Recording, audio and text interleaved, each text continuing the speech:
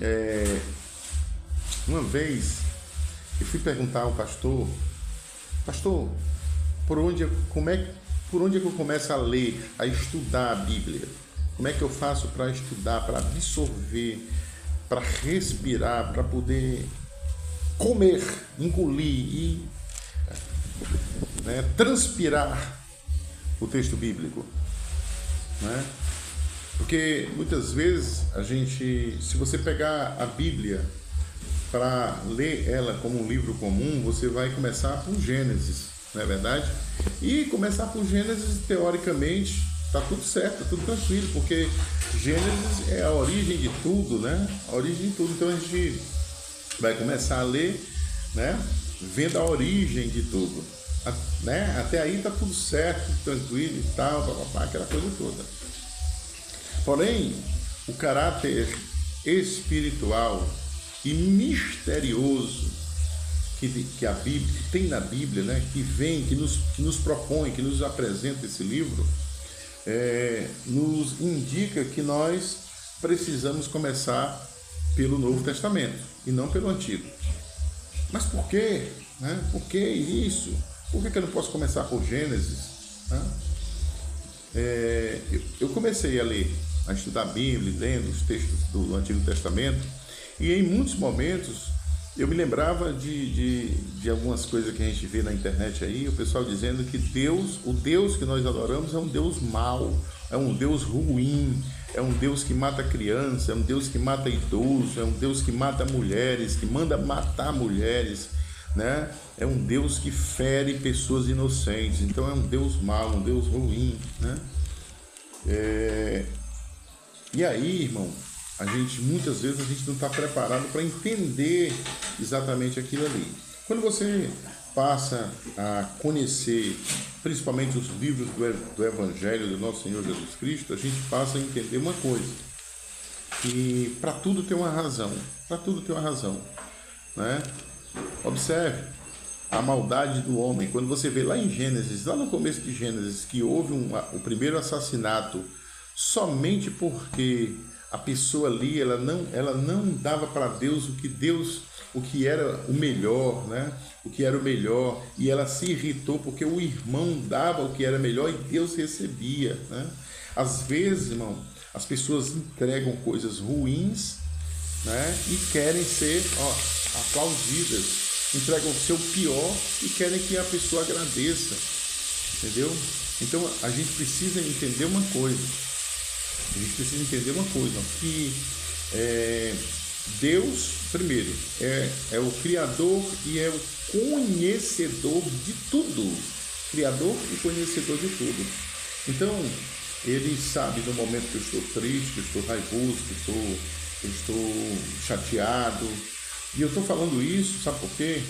Porque é justamente quando a gente passa a conhecer o texto bíblico que está nos 4 livros do Evangelho de Jesus Cristo, ele vem nos explicando a vida, ele vem nos indicando como é que nós temos que viver, como é que nós temos que agir, como é que nós temos que falar com o nosso irmão, né?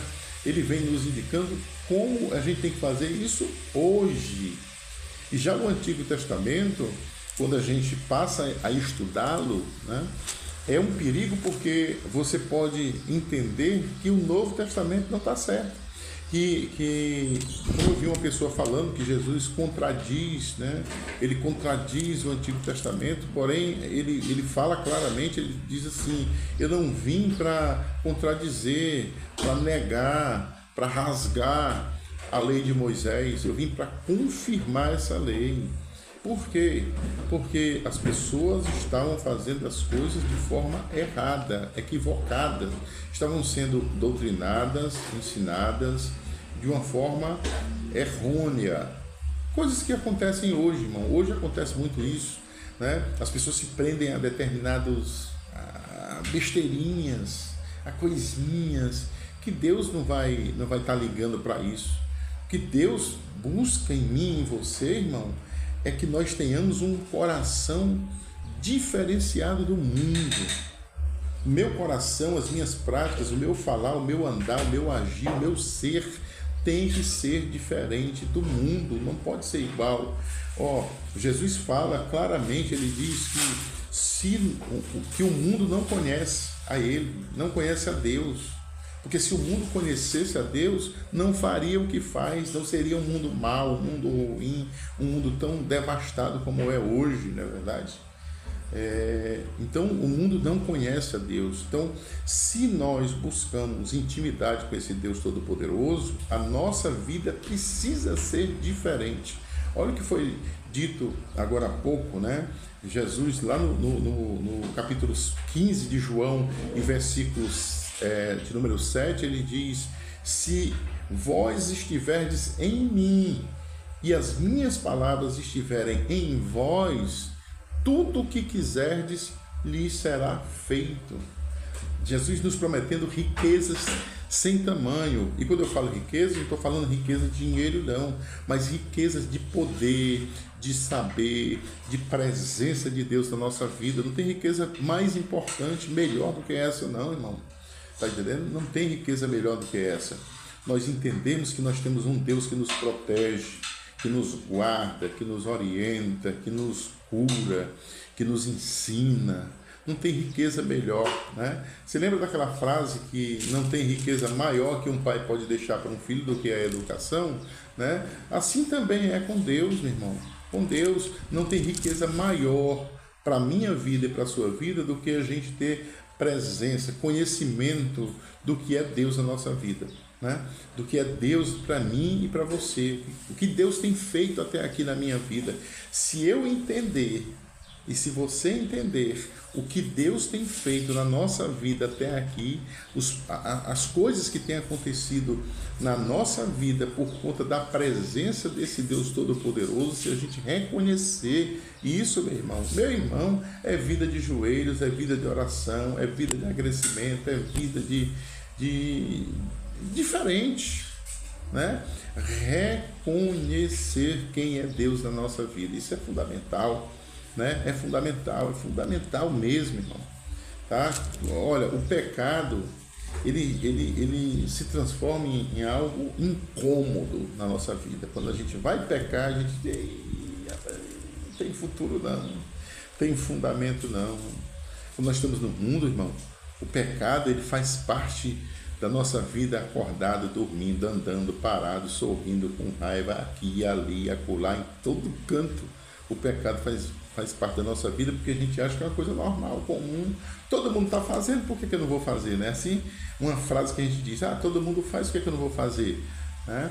Roubar, todo mundo está roubando, por que eu não vou roubar? Adulterar, todo mundo adultera, por que eu não vou fazer?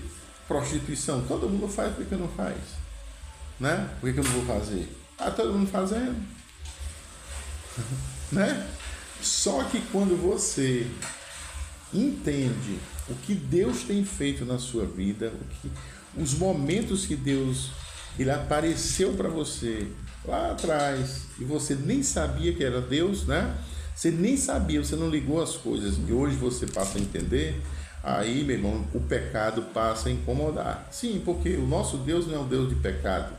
Nosso Deus é um Deus de profecia, de milagres, de cura, de sabedoria, de honestidade, de poder, de amor, de riquezas, né? É isso que é Deus para a nossa vida, irmão. Olha, deixa eu dizer uma coisa aqui. Às vezes a pessoa ela está com um peso gigantesco. Ela parece que tem, né, 2 sacos de cimento aqui, ó, que você está aqui pesado. O inimigo trabalhando, agindo ali, fazendo, deixando você fadigado, cansado. Aí às vezes você diz uma palavra para alguém que não merece, você solta uma palavra que não deveria, você deixa de ir trabalhar, você só quer ficar deitado, só quer ficar dormindo, só quer ficar isolado, só quer, né? Muita gente busca algo que alivia, e aí muita gente corre para as drogas, né? Olha, observe que muita gente quando tem raiva corre para as drogas, para a cachaça e para drogas ilícitas. Muita gente quando está feliz corre para as drogas, para a cachaça, para as drogas ilícitas. Mas a maioria de vezes que que isso acontece é quando a pessoa quer se aliviar de um peso, né? A pessoa quer um alívio daquele peso que está ali, e aí ela corre para as drogas, corre para a cachaça, corre para as drogas. É assim que tem acontecido todos os dias por aí, não é assim? Né? Mas ali é justamente o momento em que o inimigo está tendo a vitória na vida dessas pessoas, porque aquele alívio imediato é um alívio ilusório. E por que é ilusório? Eu vou dizer, falando na Bíblia. Jesus chega na beira daquele poço ali, né? E chega uma mulher samaritana e ele dá-me água para beber, né? E aí a mulher, como é que pode um judeu falando comigo? Então, aí tem aquela questão toda, né? Aí o que eu quero frisar é uma frase que Jesus diz. Ele diz assim: a água que eu tenho para te dar, você nunca mais vai sentir sede. Olha isso, né? Então vamos imaginar aqui que a pessoa, quando busca a droga, ela está procurando uma água para matar a sede dela, que é alguma coisa, uma tristeza, um sofrimento, uma dor, seja lá o que for, uma angústia, né? Uma perturbação que ela nem sabe o que é, e aí ela vai e procura a droga, não é verdade? Aí ela se sente aliviada, não é verdade? Aí, deixa eu perguntar para você uma coisa, irmão. O que é que acontece no outro dia? Ela está lá procurando de novo. Está lá precisando buscar de novo aquilo ali. Porque a sede que foi resolvida no dia anterior, ela já está sentindo novamente. É o pecado. E Jesus fala isso claramente na Bíblia. A água que você tem aí, amanhã você vai sentir sede e você vai precisar tomar de novo. Quando Jesus disse isso, ele não estava falando era na água de beber, ele estava falando do pecado. Aquela mulher, o texto vai dizer que ela tinha possuído já tinha passado por 5 homens, e o homem que ela estava atualmente, e nenhum daqueles homens tinha sido marido legítimo dela, e o homem que ela estava atualmente também não era marido legítimo dela, né? Então Jesus diz isso porque é o seguinte: ela precisou se prostituir, ela precisou. Pode ter sido para se alimentar, para sobreviver, né? Pode ter sido para levar comida para o filho dela. O texto não vai falar o porquê que ela se prostituía, mas ela voltava a se prostituir. Ela esteve com o primeiro homem, com o segundo, com o terceiro, com o quarto, com o quinto e já estava com o sexto. E Jesus fala: essa sede, você de vez em quando você tem, você volta a ter. Né? E depois daquele sexto homem, ela estaria com o outro, com o sétimo. Essa sede ela estava constantemente tendo, né? Aí ele diz: essa água que você toma aí, irmã, todo dia tu tem sede e tu vai lá e toma novamente, não é verdade? Porém, a água que eu tenho para te dar, você nunca mais vai sentir sede. Olha isso, irmão, isso é tremendo, porque Jesus está dizendo naquele momento o seguinte: a minha palavra, ela vai tirar essa vontade e essa necessidade de você se prostituir. Assim como a palavra de Deus tira também a vontade das pessoas usarem droga. A palavra de Deus, a presença de Deus na vida das pessoas é suficiente para aplacar qualquer dor, irmão, qualquer angústia, qualquer tristeza, qualquer fome, qualquer sede, qualquer necessidade. Deus sustenta a mim e a você com tudo. E por que nós estamos falando isso? Porque, olha, eu volto para o versículo 7 do capítulo 15 de João. Olha aí: se vós estiverdes em mim e as minhas palavras estiverem em vós, tudo o que quiserdes lhe será feito. Então, se eu tenho Jesus no meu coração, irmão, e eu vivo a partir dos mandamentos, das orientações, das instruções dele, então eu não preciso de mais nada. Ele me dá tudo que eu preciso. Ele me dá tudo que eu preciso, tudo. Ele sabe das minhas necessidades, e as minhas necessidades, elas são preenchidas, elas são resolvidas por Deus.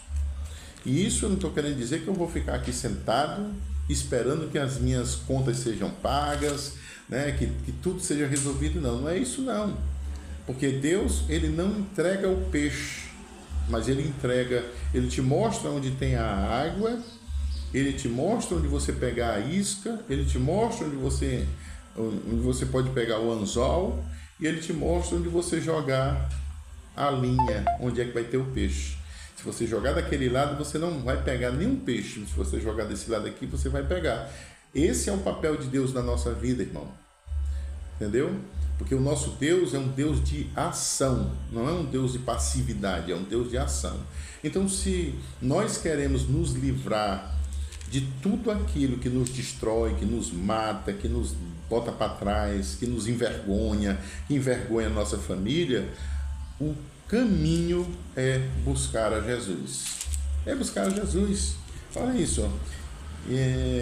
O meu mandamento é este, versículo 12, que vos ameis uns aos outros assim como eu vos amei. Ou seja, Jesus diz assim: eu amei a vocês e quero que vocês passem tudo isso, amar ao próximo, né? E quando eu digo em relação aos vícios, eu era um cachaceiro, de marca maior. Eu não bebia todo dia, mas todo dia, se eu quisesse beber, eu beberia. Tinha um motivo. Ah, estamos felizes. Ah, estou preocupado. Ah, estou triste. Ah, estou chateado. Tudo é motivo. Bastava, sabe o que, irmão? Meu telefone tocar. Bastava meu telefone tocar. Tenivan, nós estamos aqui, vem aqui. Tenivan, vamos fazer isso aqui? Bora. Tenivan, vamos fazer isso aqui? Bora. Tenivan, todo dia, quando eu terminava o meu expediente, eu terminava num churrasquinho, tomando uma cachaçinha com um amigo. Às vezes eu levava minha esposa, sem ela querer ir, mas ela ia. E aí, era assim, todo dia o meu expediente terminava num barzinho, comendo um espetinho e tomando uma cachaça. E às vezes era um burrinho, né? 340 ml, né?